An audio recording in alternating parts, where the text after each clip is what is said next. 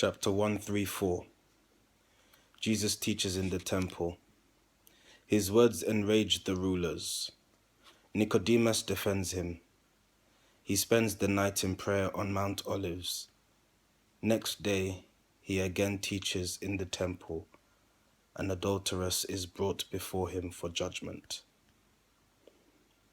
Now, on the last day of the feast, when multitudes were in the courtways, Jesus said, "Whoever is athirst may come to me and drink. He who believes in me and in the Christ whom God has sent may drink the cup of life, and from his inner parts shall streams of living waters flow. The holy breath will overshadow him, and he will breathe the breath, and speak the words, and live the life." The people were divided in their views concerning him. Some said, "This man is a prophet of the living God." And others said, "He is Messiah whom our prophets said would come." And others said, "He cannot be the Christ, for he came down from Galilee. The Christ must come from Bethlehem where David lived." Again, the priests and Pharisees sent officers to bring him into court to answer for his life. But when the officers returned and brought him not, the rulers were enraged and said, "Why did you not arrest this man and held him to court?" The officers replied, "We never heard a man speak like this man speaks." In rage, the Pharisees stood forth and said, "Have you gone mad? Have you been led astray? Are you disciples of this man? Have any of the rulers or the Pharisees believed on him?" The common people, yes, they may believe. They are accused, they are accursed. They know not anything. But Nicodemus came before the rulers and he said, "Can Jewish judges judge a man and sentence him until they hear his plea? Let Jesus stand before this bar and testify himself."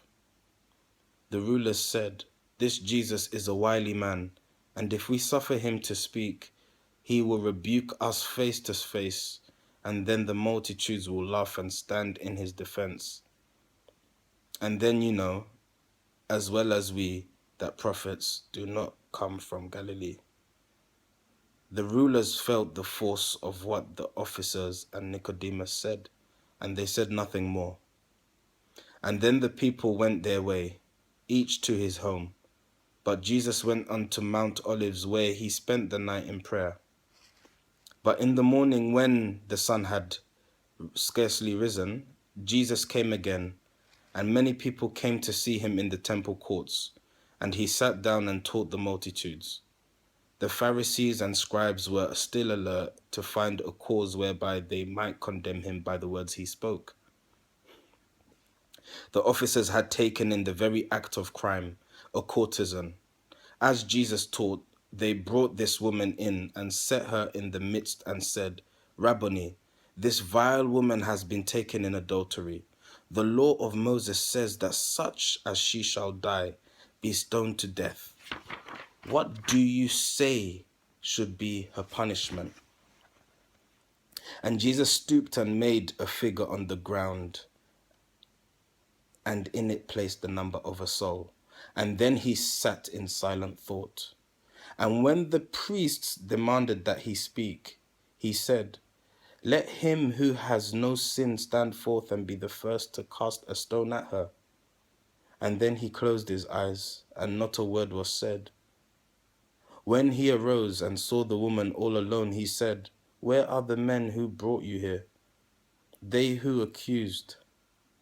The woman said, "They all are gone. No one was here. Who could condemn?" And Jesus said, "And I condemn you not. Go on your way in peace and sin no more." Those are the words of Jesus. "And I condemn you not. Go on your way in peace and sin no more." If only we could all follow that example set by Jesus. It's funny how in this scripture here we see that the religious authorities certainly have a fear of Jesus, but not only that, but They wish him not to speak. They want to shut him. They want to go through all lengths, even to the point of breaking their own laws that they adhere to for the sake of shutting this man up. And it's crazy because today as well, anyone who decides to speak against the status quo or speak their heart or mind, if it is not in conformity with what people believe or accept, then they're shut down. And of course, that's not right. And I think us as followers of Jesus should look at this man as an example to really follow what you believe in no matter what, because of course you will face obstacles when you are spreading something, when you are even just showing love, just doing the small things. You will come across obstacles to try and stop you, but you need to just be steadfast and, be true to yourself. That's one thing I know with religion where people can go astray, is being true to yourself. It's not about obligation. It's not about fire.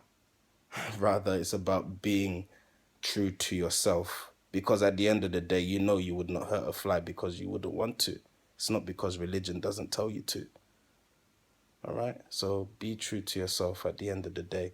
I think the more and more we go through these scriptures and read what this special man Jesus has to say, the more and more I think we will all realize that at a certain point in our lives or in time, religion is not enough. It's almost as if it's obsolete, because there's so much more to humanity and to life that religion just cannot contain all of it.